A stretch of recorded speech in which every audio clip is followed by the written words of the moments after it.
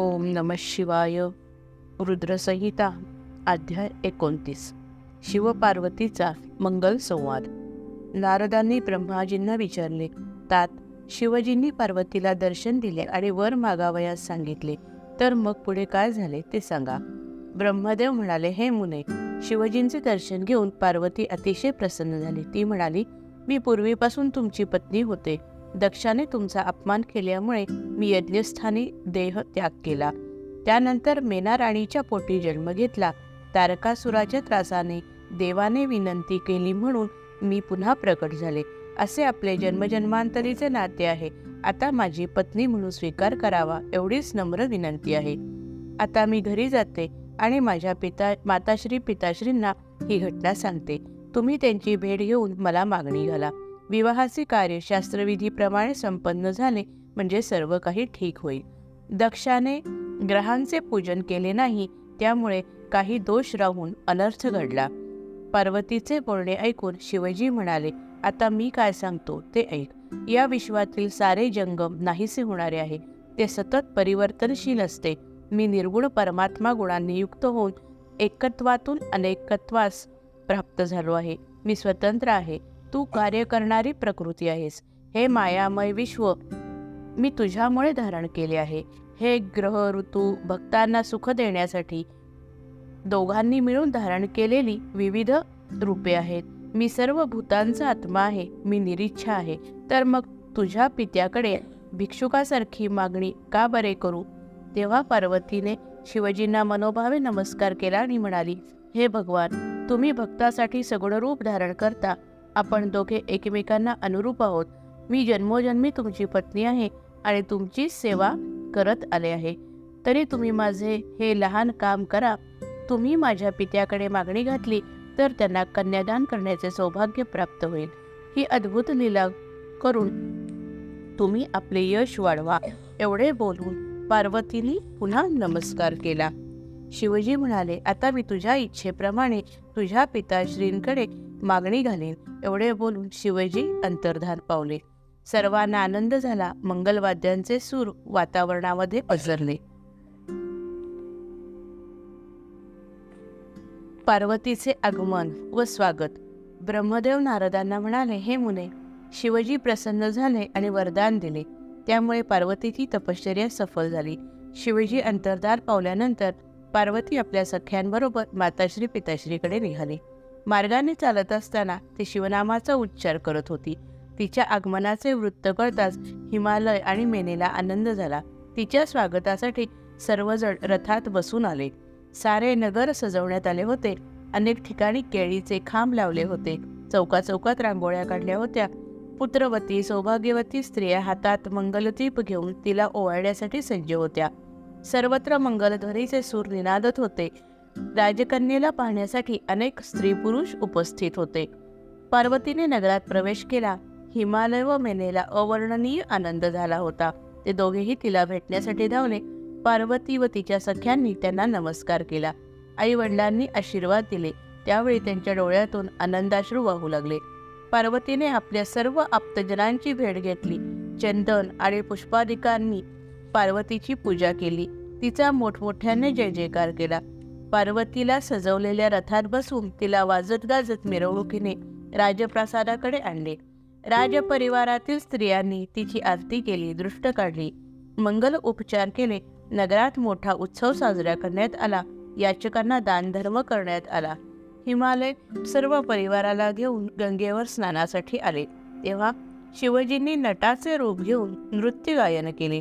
मेनई राणीने त्या नटाला सुवर्णाच्या पात्रातून रत्ने दिली, पण त्याने ती नाकारली.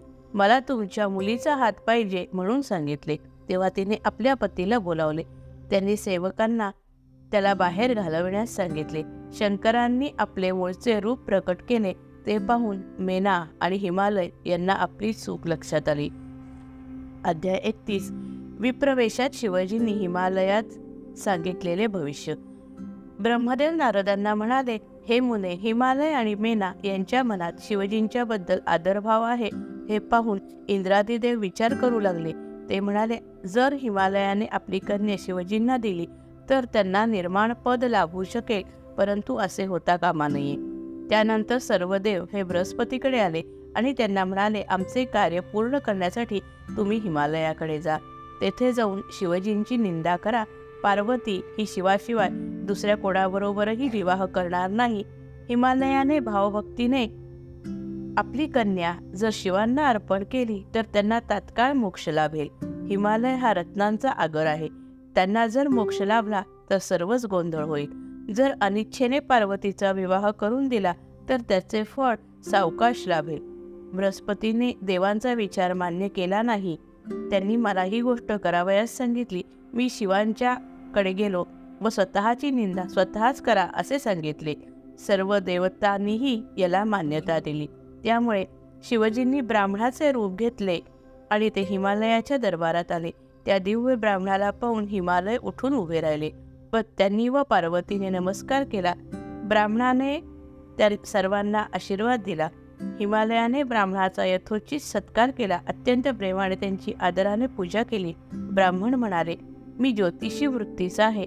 पृथ्वीवर सर्वत्र संचार करतो. तू आपली कन्या शिवांना देणार आहेस हे मला समजले, म्हणून मी येथे आलो आहे. तुझी कन्या सुंदर आहे, तिचे भवितव्य उज्ज्वल आहे. असे असताना तू आपली कन्या जटाधारी गळ्यात सर्प बाळगणाऱ्या शिवजींना का बरे देण्यास तयार झालास? ते तुझ्या कन्येला कसे बरे सुखी ठेवू शकतील? तरी तू आत्ताच विचार कर. या विवाहाला मान्यता देऊ नकोस. सर्व लोक तुझा धिक्कार करतील. शिवजींना कोणतेही नाते संबंध नाही. तुझ्याकडे रत्नांच्या खाणी आहेत, शिवाकडे काहीच नाही. तरी मेनेलाही हा विचार पटवून दे. पार्वतीला काही विचारू नकोस. अध्याय 32. शिवजींनी सप्तर्षींना हिमालयाकडे पाठवले.